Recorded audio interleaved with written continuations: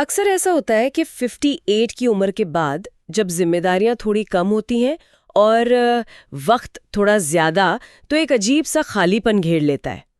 ऐसा लगता है जैसे जिंदगी की जो तेज रफ्तार ट्रेन है वो अचानक एक छोटे से स्टेशन पर आकर रुक गई है और समझ नहीं आता कि अब आगे कहाँ जाना है। ये बड़ी दिलचस्प उलझन है।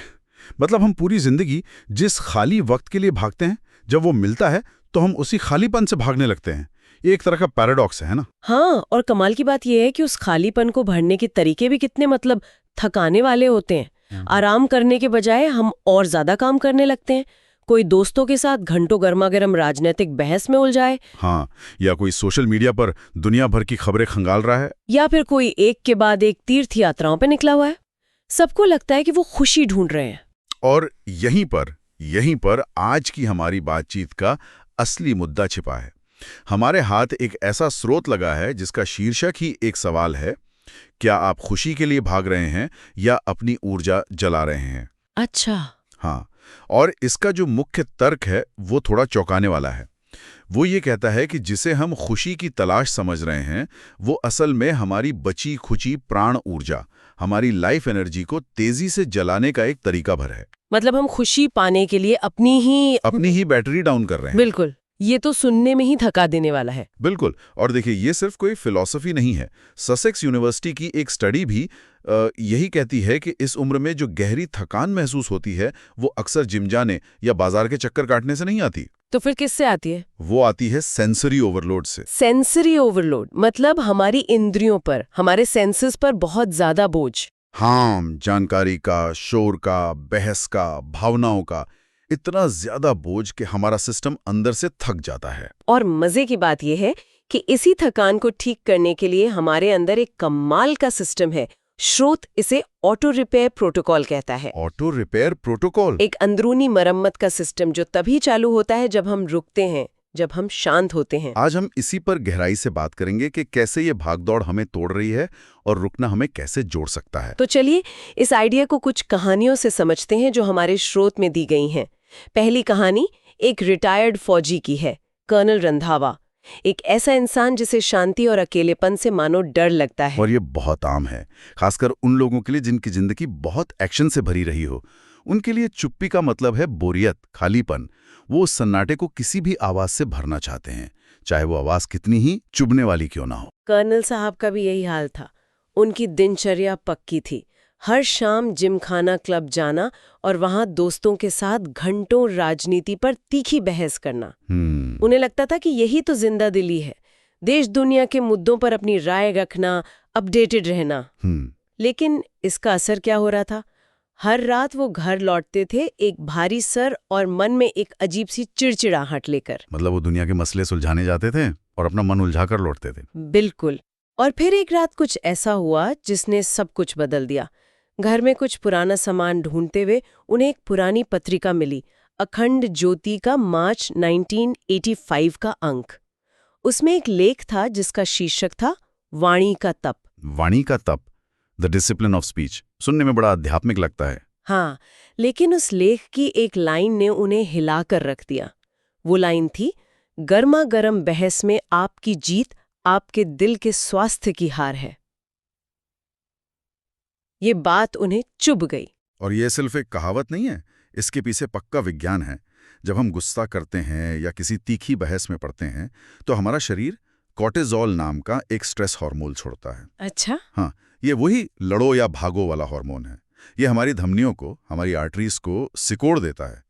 अब सोचिए, अगर रोज शाम को 2-3 घंटे शरीर में ये स्ट्रेस पैदा हो रहा है तो दिल पर क्या असर पड़ रहा होगा? बाप रे। मतलब जिसे कर्नल साहब एक बौद्धिक मनोरंजन समझ रहे थे, वो असल में उनके शरीर के लिए एक धीमा आत्मघात, एक स्लो सुइसाइड था। हाँ, उन्हें उस पल एहसास हुआ कि वो हर शाम जहर पी रहे थे और उसे अमृत समझ रहे थे। ये तो बहुत बड़ा वेकअप कॉल रहा होगा उनके लिए। बहुत बड़ा।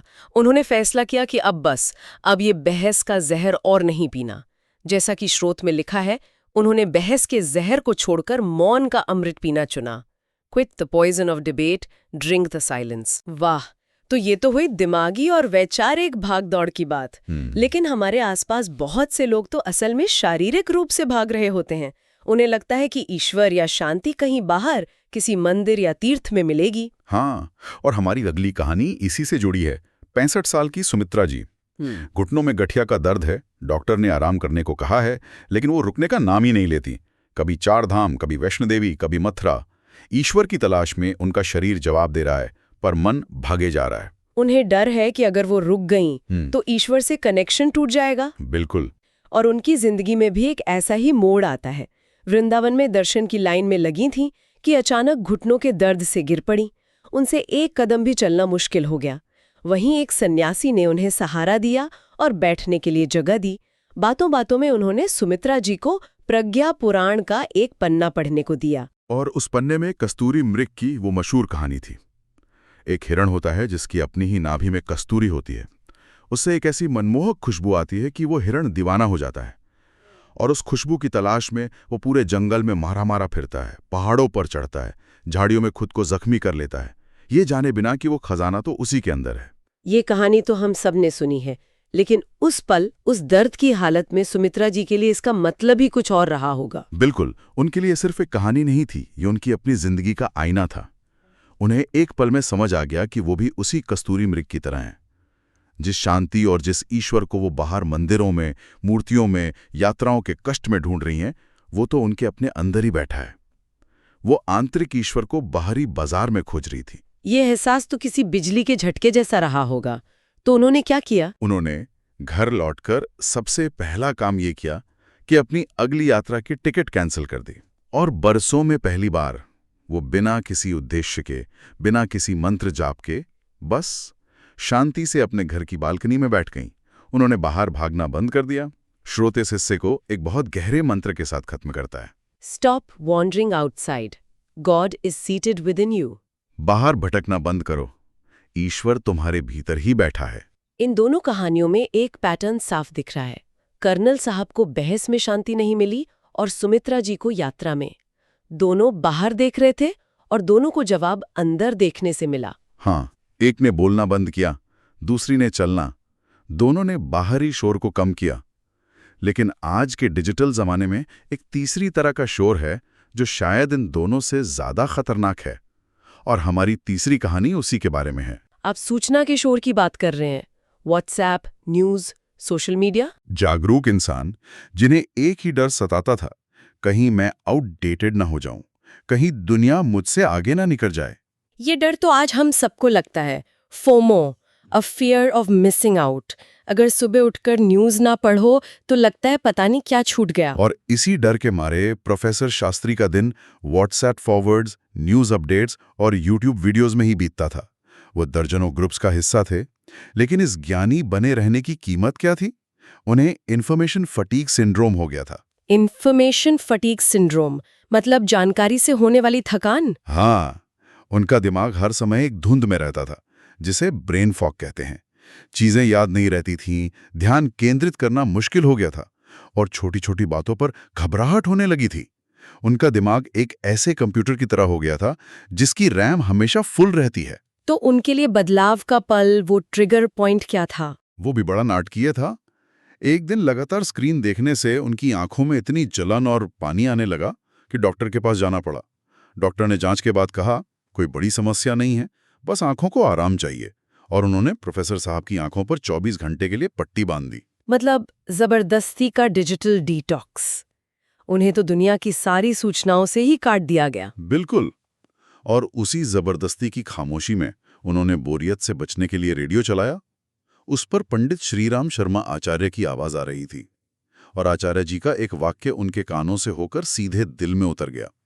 वो वाक्य था, अगर आप अपने मन को कूड़ेदान बनाएंगे तो उसमें से बदबू ही आएगी, इसे मंदिर बनाइए।